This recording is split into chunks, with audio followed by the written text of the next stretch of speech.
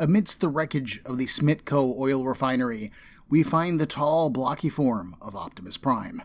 His red, white, and blue paint job stands out against the surrounding snow and the burned, twisted metal. His eyes scan the destruction, before looking down at the human who stands at his feet. "Who did this?" he asks. Spike's eyes are also turned down. He stares at the impression in the snow left by a body, a human body. Red bloodstains help provide the outline. "Transformers did," Spike says. "Transformers." That doesn't make any sense to Prime. The Decepticons left the oil alone. If they wanted to produce Energon, they would have needed to take... Spike cuts him off. "No, Prime. Not Decepticons. Transformers."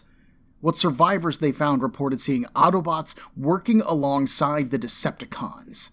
Specifically Bumblebee, Prowl, and Grimlock. This time around, the Autobots have blood on their hands. Prime immediately suggests that they were being controlled, like Megatron was, but Spike shouts him down. "It doesn't matter, Prime! Look around you! Does any of this seem familiar to you?" We see firefighters spraying water on a still raging fire. Mirage and Jazz hold up metal wreckage, allowing rescue workers to pull another person free. "This has happened 100 times since the Transformers came here," Spike says. "You fight your war, you battle the Decepticons, and we, humanity, are the ones who pay for it." And for a long time, Spike was cool with it. He was right there with them. But there were only so many times that he could watch this happen before he just gets mad. How many more people need to die before this is over, Prime? People who can't be reactivated after the latest skirmish. So maybe the Autobots were being controlled. Maybe the Autobots aren't to blame. But does it matter anymore? People are dead. People that would have been alive if the Transformers weren't here. Maybe his dad's first reaction to the Transformers was right. Maybe they are a threat. Spike walks away, leaving Optimus Prime to think that over. He doesn't get very long to himself before General Hallow interrupts his thoughts, saying that Spike doesn't understand the nature of power. Prime turns to look at him. And what is that? "The weak don't understand that in order to gain power, sometimes you have to make sacrifices," Hallow says. "Can't make an omelet without breaking eggs and all that." Prime doesn't follow the General's logic, so he goes on. "Sure, you get it," he says. "All great leaders do. In order to gain power, you can't worry about who dies along the way." "That's what he thinks the war against the Decepticons has been about?" Prime asks, kneeling. "What else would it be about?" General Hallow replies. Prime's massive fingers gently caress the bloody imprint in the snow. Maybe General Hallow is the one who doesn't understand. Their conversation is interrupted by a call over the General's radio. They believe that they have found the enemy's main base. A massive explosion blew its stealth cover, allowing them to finally spot it. Prime grabs Hallow by his jacket and hoists him up, shouting into the radio, "Where is it?" The man on the radio takes a second to process the pain in his ears, but then he gives him the location. Prime sets Hallow down and leaves to gather his troops. Hallow orders the man to give him the exact location as well, but he can't hear the General. He thinks his ears are bleeding. "You know what, General? I'm going to disconnect and get checked out, so I'm just going to forward you the exact location. Copy?" Prime summons his Autobots, conveniently naming them for a potentially unfamiliar audience. He explains the nature of their mission, and they are all in, of course, and they are eager for a fight. Spike runs up to Prime, telling him that the military can have jets ready in like a half hour? They need the backup, they should wait. But Prime won't do it. This is their war, their fight. And Spike is right. Too many humans have died already. The only people that he is willing to risk are his own. Autobots, roll out! My name is Ben, and this is episode 21.3 of Dreamwave's Transformers. They're not worth it.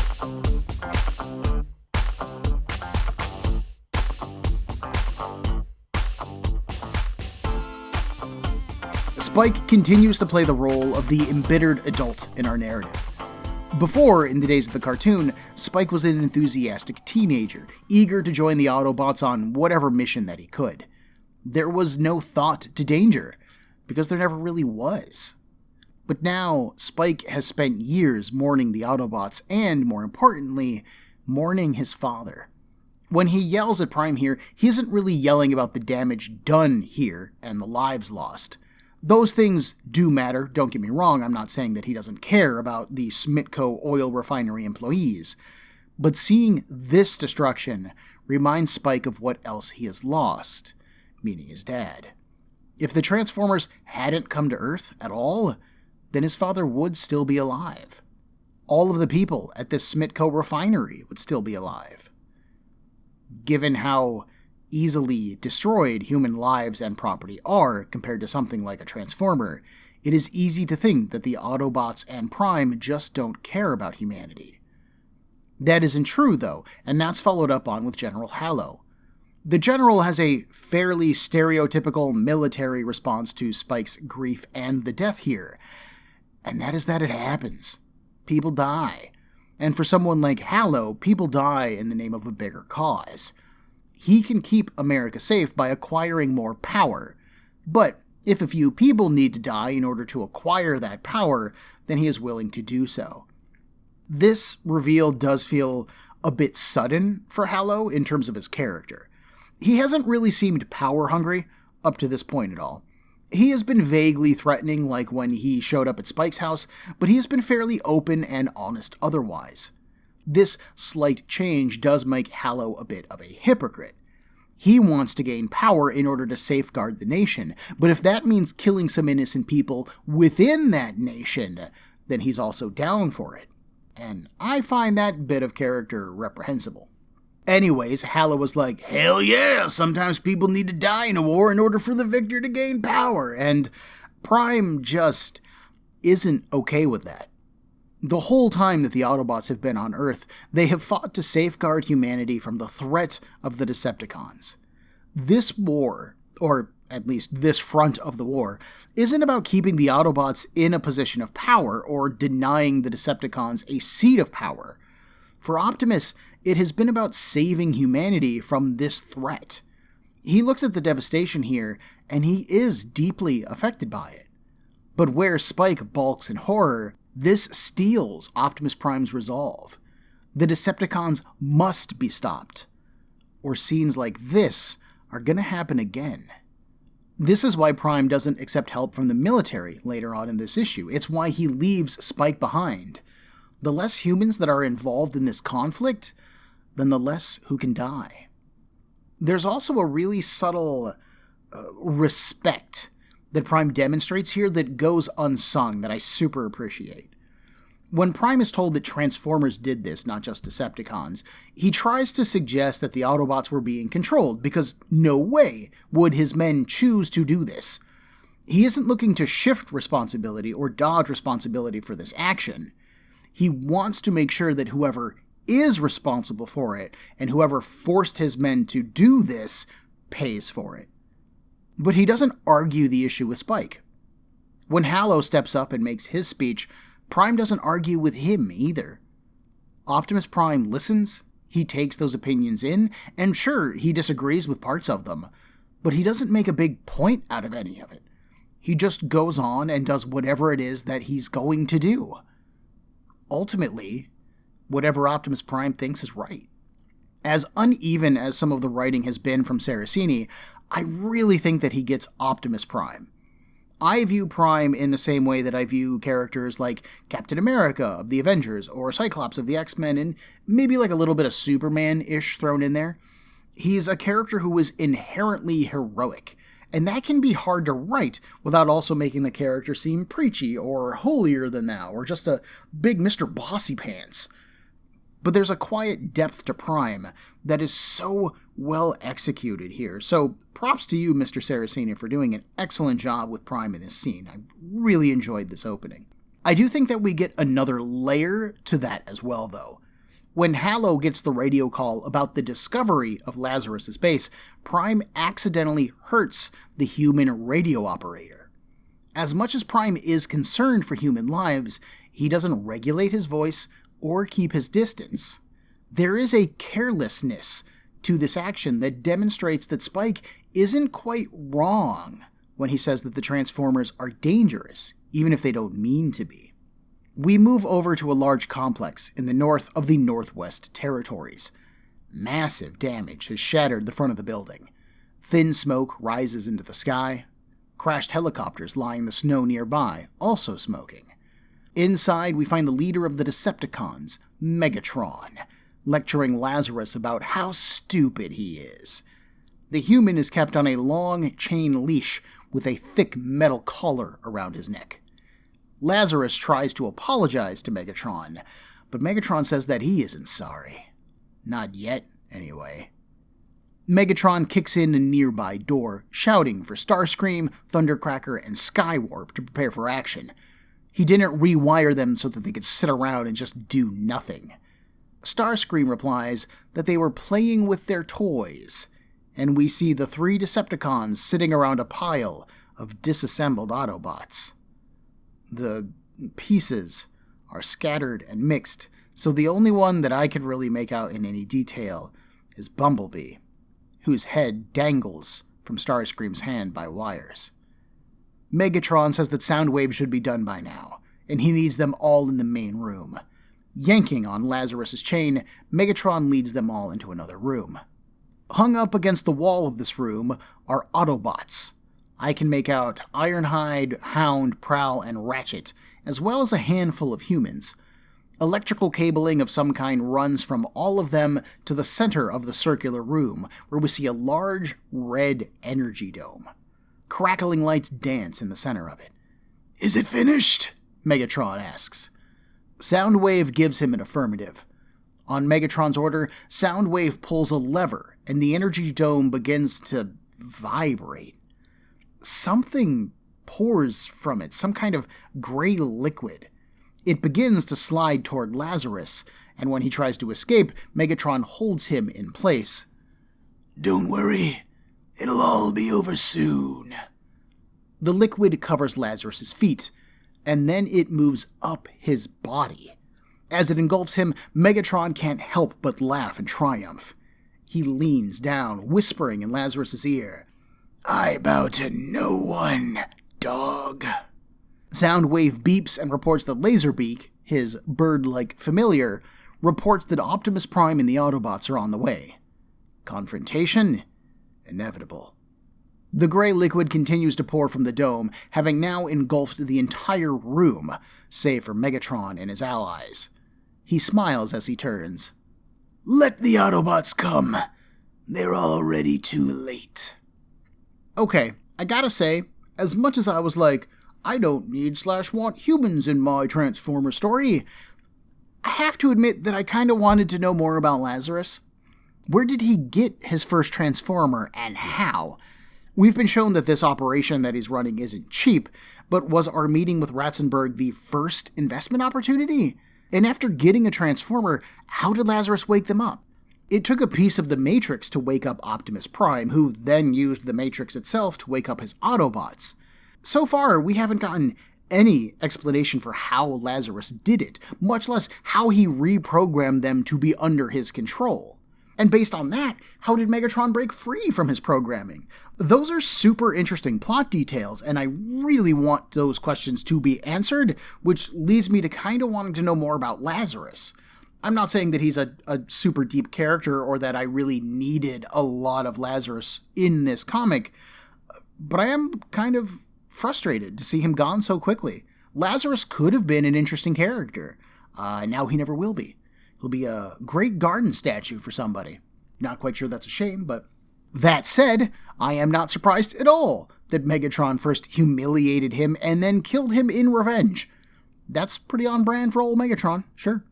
I don't really like Starscream's voice in this moment, like the way that he is speaking to Megatron, but it is just a quick scene, and Starscream is definitely not our focus here, so as much as it kind of sticks in my craw, it's something that I'm going to sit over there and leave it to the side, and we can move on. We also have disassembled Autobots and strung up Autobots, and, in story, that's horrifying. Author Saraceni or artist Pat Lee knew what they were doing by having Starscream tossing Bumblebee's decapitated head around. Bumblebee was a fan-favorite character in the days of the cartoon, often paired with the similarly sized Spike on Adventures. Voiced by the friendly-sounding Dan Gilvezan, it is easy to see why people liked the character so much. Having him deactivated and disassembled here, the authors are intentionally kicking the audience in their nostalgia. No one in this story is safe here. Everyone's life is on the line. These comics have stakes to them in a way that the cartoon never really tried to have. But quite a few of the Transformers have been blown up, disassembled, or died within the life of the franchise, and most of them have ended up coming back, so whether this death will stick or not remains to be seen. It is also a good storytelling way of splitting the Autobots' forces. If a bunch of them are dead, then the survivors are going to have that much of a harder time fighting against Megatron, his forces, and whatever this plan is that he's got going on. The Autobots pull up to the ridge overlooking Lazarus' base. Well, I suppose it's Megatron's base now, actually, and transform into robot mode. As they look down, we can see that gray liquid stuff spreading across the snowy landscape. As it covers the snow, we can see lines forming in the new metallic landscape. Prime curses. They're too late. Megatron and his allies emerge from a cloud of snow, slowly, calmly, confidently. He gestures at the transforming landscape. "Look, Prime! Isn't it beautiful? They have spent how long fighting on this horrible insect-covered rock? And for what? They're still here. They're trapped. And so be it. If they can never go back to Cybertron, why not bring Cybertron here?" Prime is rightly horrified. They can't sacrifice a whole planet and all the lives on it for their own wants. It's wrong. Remember that scene where Halo said he was cool with sacrificing a few for personal gain? We're seeing that idea echoed here in Megatron, adding a rather dark layer to Halo's personality that we're going to see more fully fleshed out in future issues. "Who gives a damn about the humans?" Megatron shouts. "The first chance that they got, humankind took control of them and did what? Used them as weapons, Prime. They don't care about you. They're primitives, eating each other alive for power and money, destroying their own planet. Why look to the heavens to help them when they can be gods right here?" "No!" Prime shouts, ejecting his energy rifle from his back. "I won't let you!" He fires at the gray liquid and it splashes at the impact. But then it hardens in midair. Megatron laughs at the futile effort. "Blast away! It only helps," he says. "Consider this the evolution of Earth and those on it. The elimination of the weak and the survival of the strong. Just ask one of your own, Prime." He tosses a scrap of metal down at Prime's feet. It's a golden yellow color. Sitting square in the middle of it is a red Autobot symbol. "Me no understand, Prime," a big form says from inside the snow cloud. "Me fight to save humans for years. Put me life on line for them. But then they use me to kill other humans? Maybe Megatron is right. Maybe humans not worth it." Disappointment is clear on Prime's hard face when he says the name of his old friend, Grimlock. "Don't fight it, Prime," Megatron says. "This could be so easy." Prime looks up. He knows where he stands. "And it isn't with you, Megatron." He cocks his rifle and starts blasting. Both sides open fire and start to charge at the other. But the violence is too much for the shelf that they're standing on, and it crumbles beneath them. They fall into the lower area and continue to fight. Nearby, we find General Halo and Spike in mid-air aboard a massive freight helicopter. They're holding on to the upper doorframe as they watch the skirmish below. The General calls in headquarters. The Transformers are no longer being controlled, he reports. This is what they've been waiting for. activate Operation Cleanup. Spike's eyes go wide at this. Operation Cleanup? What are you talking about? What are you doing? A soldier grabs Spike, keeping him from doing anything, as the bottom of the helicopter opens. A large bomb drops out. Megatron, pinned to his back by Optimus Prime, points and laughs. Look, Prime! They're scum! I told you! You're a fool, Prime! A fool! A massive explosion engulfs the Autobots, the Decepticons, and the entire valley. Let's start with the big betrayal here. Grimlock. I don't remember a whole lot about this series, roughly 20 years since its publication. There's one big thing that I do remember coming up in the future issues, but this betrayal was not one of them. However, when I turned the page and I saw that metal hit the snow, holy crap, it all came rushing back to me. Seeing Grimlock's silhouette approaching through the snow cloud, listening to him questioning humanity's worth, I couldn't believe it. I'm really amazed at how much those old emotions came back to me, the stuff that I felt when I first read this comic, again, 20 years ago, and how much it was just whew, and it all hit me. While Grimlock was never the smartest of the Autobots, he has always been pretty loyal to the Autobot cause. He's a big-hearted guy, he's honest, and honestly, he's not the kind of guy who asks big philosophical questions like whether humanity has inherent value or not.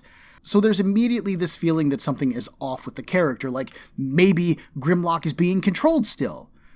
But he is also speaking as himself, and we didn't see any of the controlled Transformers talk at all when they were under Lazarus's control. So it does certainly seem like Grimlock chose to do this himself. And as far as I know, that has never happened before. At least in the cartoon, I don't believe I can remember an Autobot ever joining the Decepticons. Mirage tried to leave the Autobots once and snuck onto a Decepticon ship bound for Cybertron, but he also realized what he was doing was wrong, and so he sabotaged the ship, trapping the Decepticons on Earth, if I remember the episode correctly. But nobody ever broke bad. They weren't complex enough to have that level of personality in the cartoon, to be honest with you. The Autobots were the good guys, and so they would stay good guys. The bad guys were the bad guys, and for the most part, they stayed bad guys. I don't remember anybody switching sides in the original cartoon. But this miniseries, set in a post-9/11 world and aiming to reinvigorate interest in the Transformers, is exploring those unseen ideas. Could an Autobot go bad? And if they did, who would it be, and why? Grimlock does make a compelling argument here, that if humanity has little to no regard for them as people, then why should they care for the humans? Why fight to defend a species that is so set on fighting themselves? Add into that Grimlock is physically powerful and has a dope-ass T-Rex mode, which is generally a bad predator dinosaur, and having him go Decepticon kind of makes a bit of sense. There's also a small degree of follow-up happening here. Yes, the Autobots were mind-controlled to kill humans and attack Smitco, but were they aware of their actions? Were they prisoners in their own bodies? Did they feel humans crush between their fingers or underfoot? Think about how horrifying that would have been. These are warriors who have been fighting to defend humanity since they landed on this planet, and suddenly they couldn't do anything to keep from killing people. Does that bother them? Does it bother Grimlock? I kind of like the idea that it so upset him that he's like, floop 'em. A human made me kill humans, so why would I bother fighting for them? They're monsters to begin with. So who cares? I also think that Grimlock is a good pick for this story because kids liked him in the cartoon. He was a dope-ass T-Rex, yo! Who didn't like Grimlock? I know that I was a fan. The only thing better than a robot is a robot that turns into a robot T-Rex, after all. So seeing one of my favorite Autobots on the side of Megatron blew my mind when this came out. It is an emotional kick to my nuts that I was not expecting, but god damn is it interesting. Megatron's appeal falls on deaf ears when it comes to Prime, though, so of course we have a big fight breakout. Honestly, let's face it, that's half the reason we show up to Transformers projects. We want to see that hot robot v robot action, and while it is very short-lived in this issue, it is pretty nice looking here. Saraceni cuts back and forth between the rising action of their combat and Hallow's call for the bomb, escalating the issue towards its big end really well. It is definitely a solid cliffhanger to end the issue on, I dig that. The bomb comes from nowhere, though. While I would argue that Saraceni has definitely and intentionally added some undertones of a sinisterness to Hallow in this issue, he's generally been a pretty decent guy so far. Heiko. Maybe this is a Decepticons only bomb? Or like an EMP that's going to start a reboot cycle in the Transformers, like unplug them and then plug them back in to see if maybe that makes them less violent? Maybe? Given Spike's reaction, I'm fairly certain that's not the case, but maybe? Yeah, I know that's not going to be the case. Issue 4 returns us to the Pentagon, where General Hallow orders his men to take Spike to the C block. They should take extra precautions not to be seen. As they move him off, an aide approaches the general, congratulating him on how well Operation Cleanup went. Hallow cuts him off. Who knows about the operation? He orders that no one outside of the department should know what happened. All files are to be destroyed. All audio transmissions are to be destroyed as well. No one learns of this. Is something the matter, sir? The aide asks. General Hallow almost can't believe that they would ask that. Is something the matter? Yes. We cut to the Northwest Territory, to the site where the explosion happened. But rather than finding a crater and some melted Transformer corpses, we find a large dome.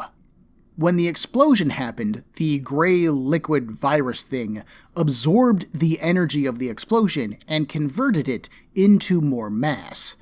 As the camera moves in on it, we can actually see Optimus Prime held in the outer layers of the dome. He's fine, he's just out cold. His eyes flash to life as he comes to and breaks free of the dome. Mirage and Wheeljack help him back to his feet, and he asks for a sitrep. Wheeljack reports that they're all fine, just stuck in the dome. But they're getting all of them out. Prime pulls his rifle out of the dome as Wheeljack explains the virus and what happened to create the dome. He adds that he's concerned about how long it's going to take them to dig the massive form of Superion out, who suddenly punches through the upper portion of the dome. Oh, never mind. Prime begins to give orders in order to prepare for any of the Decepticons breaking free, and Wheeljack points at the dome. We can see the empty indentation of Megatron in the dome. They're already gone. Where has he gone? Well, in the Pacific Ocean, we see a submarine approximately 52 miles off the west coast of the United States. They get a series of pings on their radar that closes in, and then whatever it is runs into the sub, breaking it in half. Hallow's midway turn to some form of villainy continues, and I'm not even referencing his imprisonment of Spike. To be honest, I'm surprised that Hallow has kept Spike around for this long. Like, if I was General Hallow, I'd have been like, hey, wake up Optimus Prime, and then once Spike did that, I'd be like, hey, thanks for your service. We'll send you back to Cleveland on a first-class trip. We put a little extra into your account. Wish your son Daniel and your brother Buster the best. We'll see you later. Don't worry. We're going to take care of this Decepticon threat. Oh, and by the way, if you ever talk about any of this, we'll kill you and your family. And then I would have gone off on my mission. Why is Spike taken to the Northwest Territories to the Smitco refinery? I don't know. Like, other than him being a friendly face for Optimus to interact with, and being a, cast member in this story, Spike doesn't really have a military reason to be there. And then Hallow lets him witness the bombing of the Transformers when you could have just left Spike behind at the Smitco oil refinery, or again, sent him home, General Hallow. I don't quite understand what Hallow's thinking here is, but it would have eaten up more screen time to send Spike home, and then it's a really weird story thing to introduce Spike and then ship him back out of the story. Like it is odd, but if you're going to do that, you gotta come up with a good justified reason for keeping Spike within the narrative. I can see why the writer would want to have Spike come along, but from a military secret perspective, It's definitely weird that Spike has been so included, right? Given that secrecy is such a sudden priority for the General, a part of me can't help but ask, why not just kill Spike? He and Hallow were sharing the open door of the helicopter when that bomb dropped. The General could have just pushed Spike out, and that would have been the end of it. Even with the snow on the ground, no way does Spike survive a couple hundred of feet fall at terminal velocity. I would argue that maybe Hallow was looking at the Transformers as a threat, like Spike was last issue, and he sees eliminating them all as a necessity to protecting America and the world. That would certainly be consistent with his speech last issue, so maybe he's okay with killing the inhuman alien Transformers, but not a human being. I can kinda see the logic there, and I do appreciate that level of depth being given to the character. I am not a fan of the writing suggesting that transport helicopters have bomb storage bays, because I don't believe that they do. Or the idea that the American government could get away with dropping a massive bomb on Canadian soil with no repercussions. If you're going to try to make the Transformers stories realistic with emotional stakes and consequences for actions and grounded, complex human characters, then we need to have that story element done consistently throughout all of it. That means acknowledging the relationship between the American government and military and with the Canadian equivalent, folks. You can't have America just stomp around and do whatever the hell they want, and even if we do that, because let's face it, sometimes America does, there would need to be consequences for it. Like, somebody from Canada should have shown up and been like, hey, don't bomb Canada. That's bad. Having said that, I would like to comment on how utterly cartoonish Megatron's plan is. He's going to use a techno-organic virus to transform Earth into Cybertron?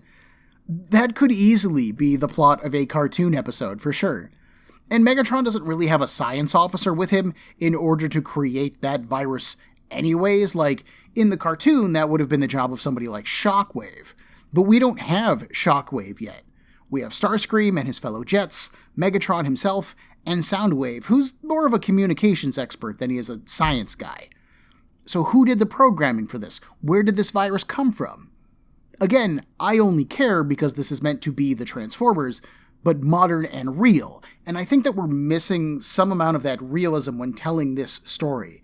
It feels like Saraceni's really trying to balance the goofy sci-fi storytelling aspects of the cartoon, which have a lot of plot holes and don't really make a lot of sense all the time, with a more grounded, realistic storytelling approach, and I won't say those two things don't mesh well, because they can, but I don't think that he's executing them both to the degree that they need to in order to blend well. We've got a little bit of too much, and the cup's kind of overflowing, and it's making a little bit of a mess. There is some good drama in that sub-scene, though. It is short, and honestly, that scene feels really unimportant, but as a standalone scene, I do think there's good drama. I think that it builds well. I think that it's pretty well drawn. Like, honestly, that would have made a great moment in a movie. But we know that Megatron and the Decepticons are going somewhere else. Like, that was literally the setup from our last scene. Where are they going? And this scene's meant to indicate that something big is heading towards San Francisco. How big is this thing compared to the sub? I don't know. But I am confident that any of the Decepticons could have flown or swam or jet propulsed themselves through a submarine and destroyed it. So this scene doesn't really tell us anything other than a threat is going to the West Coast. It's kinda, again, it feels really tacked on. It's well done. It's a well done. That's what I'm trying to say as I ramble. It is a well done, tacked on scene. Optimus and the Autobots explore the interior of the dome, including Lazarus's base. Inside of it, they find the strung-up Autobots.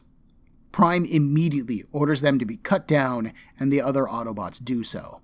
While they're doing that, Wheeljack starts to examine the machinery that is attached to the now a techno-gray dome in the center of the room where the virus originally came from.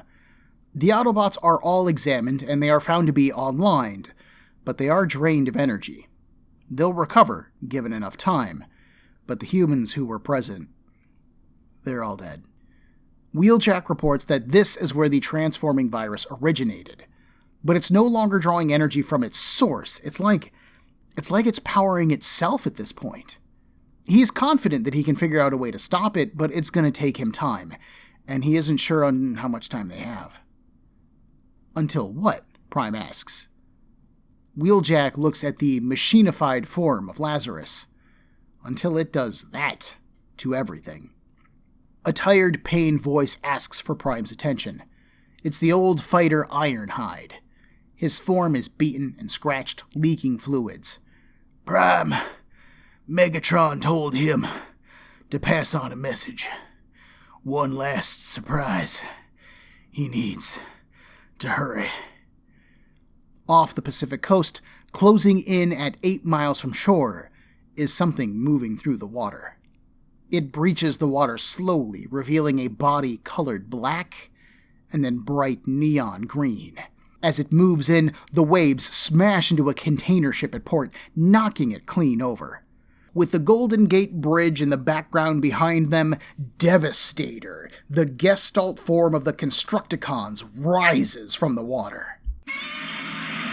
Oh, nope, sorry, wrong kaiju. Maybe something like this is more appropriate.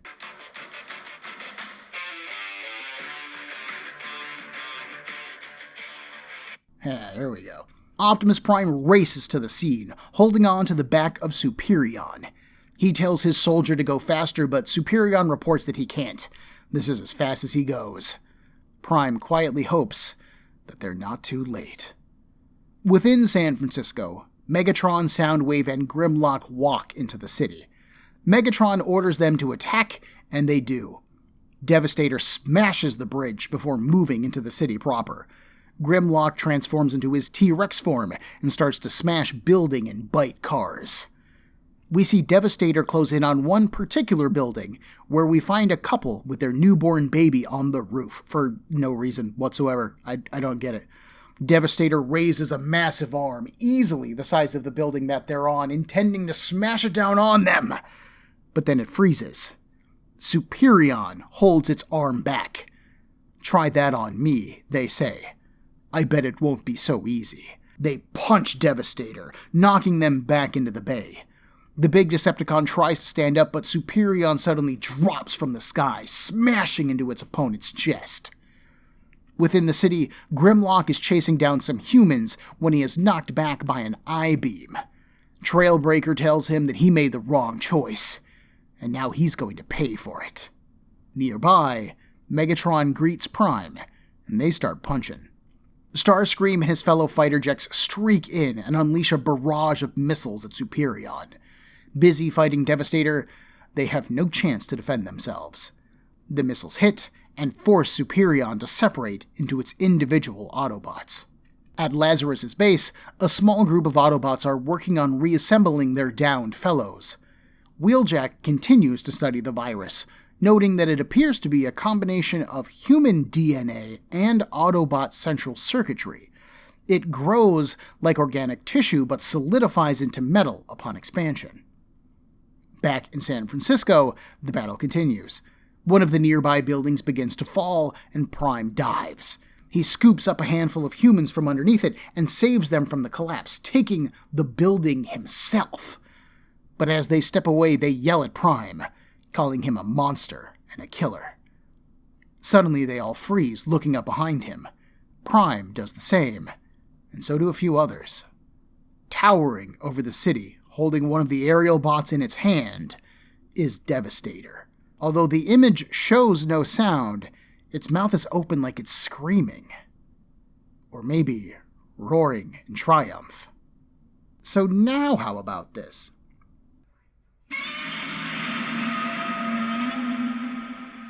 We end in the Pentagon, where Spike is pounding on the door to his cell. He still has on his winter clothes, too, which is an interesting choice for a guy being locked up in the Pentagon. He demands to be let out. You can't do this to him. All the I'm imprisoned and I don't want to be classics. A piece of paper suddenly slides under the door and he grabs it. Written on it is a simple message. 3 o'clock. Be ready. And the issue ends. Okay, I'm gonna bet that this inside man is Larry, the wacky janitor that we met back in issue 2. That's totally telegraphed if I'm right, and I could be remembering from my 20-year haze of reading this comic, but given that Spike only interacted with one other human within this comic book, and it's Wacky Larry, I don't think it's bad that it's telegraphed. If anything, I think it helps explain why Larry was such a weirdo back in the previous scene. Like, he's clearly up to something. What is he up to? We don't know yet, but this guy's up to something. The back half of this issue is mostly action, as Optimus Prime heads to San Francisco, which is never actually named within the pages of the comic, but come on, we all know. We're on the Pacific Coast, it's got a bridge that looks exactly like the Golden Gate Bridge. I don't know why the production team held off from confirming an exact location of this attack, but yeah, sure, whatever. Anyways, I really only have 2 complaints about this bit of the comic. One, when we're shown Optimus Prime going to San Francisco, he is riding on the back of Superion. There is no one, and I mean no one else, shown with him. And we get a, pulled out shot of the entirety of Superion's body, and he does not have any other Autobots on him. However, we are shown Trailbreaker hitting Grimlock with that I-beam. So where did Trailbreaker come from? He sure didn't drive from the Northwest Territory to San Francisco at the same rate that Superion can fly. So we do have some artistic inconsistencies going on here. And then 2, the size of our characters shift a lot in the comic. This is kind of in keeping tone with the cartoon, which would have a character be 2 stories tall in one episode, but then tall as a skyscraper in the next. But the cartoon was being produced at the rate of 1 episode a week, if I remember correctly. And that meant that they had multiple writers and multiple storyboard teams and multiple groups of animators all working on different episodes all at the same time. So there wasn't exactly a lot of cross-referencing their artwork and their back matter. Do I like those inconsistencies in the cartoon? No, but I understand how they could happen. Here, however, we have one art team. Pat Lee, inkers Rob Armstrong and Eric Sonder, background artist Edwin Garcia, and colors by Ramil Sunga, Gary Yeung, and Alan Wang, with flats, which is a blocking step done during the coloring process. It's kind of putting your basic colors down, and then you add lighting and effects on top of it to make them look better, by an artist named Kenny Lee. That is a big team to have on one comic book and still floop it up. For example, Superion has been roughly the size of 4 to 5 Autobots stacked up, I would say, up to this point. But when we get to San Francisco and we see Devastator attack the city, he is easily the biggest thing in the city. He dwarfs even the skyscrapers. And when Superion arrives, suddenly Superion is the same size as Devastator. That's just unrealistic artwork, and it's kind of terribly thought out. It might be indicative of trouble within the art team, though. After all, Pat Lee was the one drawing the Transformers and the humans in this comic, but Edwin Garcia drew the backgrounds. So who was the one who screwed up here? Did Pat Lee draw Devastator roaring, and then Garcia just drew the city around him too small, just because he had to make him fit in the image? Or did he do it to make Devastator seem more threatening? Or did Pat Lee not draw a thumbnail or discuss with Garcia how he wanted the scene to look in the final product? As co-founder and the general face of Dreamwave, I certainly hold Pat Lee responsible for the final product. He is the boss, after all, and if the art team's not communicating the end result of what they're trying to get, you end up with these kind of comic pages. We also get some particularly ugly humans in this scene, but I'm kind of like, who cares? I'm not here for the humans. I have to say that the fight between Devastator and Superion feels very stiff. For a big screen, movie-sized fight like this, I definitely expect more drama, more destruction, right? More stakes to it. I want to see 2 massive, 10-story-tall robots duke it out in the heart of a city. But that is cut with scenes of Trailbreaker attacking Grimlock or Megatron attacking Prime. It ends up feeling like an afterthought to this scene, not a feature. And the ending with Devastator roaring triumphantly over the city feels kind of unearned when it's Starscream and his jets who really took Superion down. So this issue is a bit uneven for me. The more action that we add in, the more unbalanced and less character-focused the story is. And to me, that character focus has really been Saraceni's greatest strength up to this point. He writes a good Prime, and I do think that he writes a good Megatron, but there is definitely less depth to Megatron than to Prime, in my opinion. But having such big story moments like Grimlock breaking bad or Devastator beating Superion kind of feel poorly executed because Prime versus Megatron is our real focus here. It feels a bit like a Fox X-Men movie, right? Where our focus is either Magneto, Professor X, or Wolverine, and everybody else in the book gets nothing else to do, or they get that one moment with no real setup or payoff or aftermath from it. We still have 2 issues left, though, so there is time to turn this story around. Next time, Spike learns the truth behind Lazarus, why General Hallow is so driven to destroy the Transformers, and just how far General Hallow is willing to go in order to do so.